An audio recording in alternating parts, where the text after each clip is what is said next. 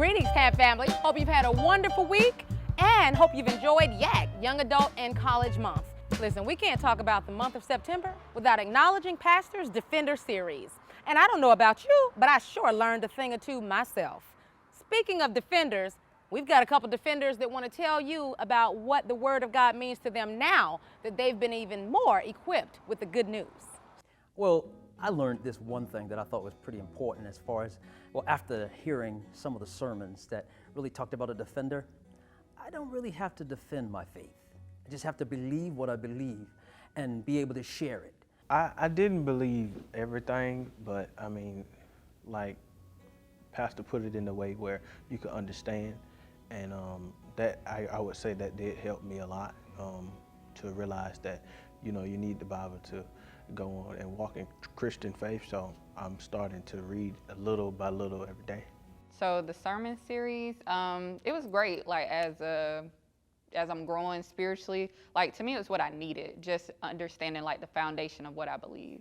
The sermon series, it caused me to look at some things and not to do them out of custom or out of habit or tradition, but to really get in God's face and make sure that what I was doing was something that, you know, He ordained. Just about the Bible in general, like I didn't understand the accuracy of it until he actually broke it down in that first, I think it was the first sermon.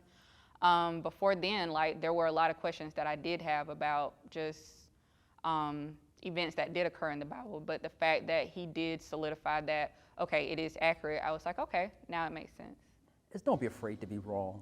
If you're out there, you have some questions and perhaps you feel like, you know, I didn't want to ask that question because I didn't want to be the only one who seemingly didn't know. There's a lot of us that don't know so much.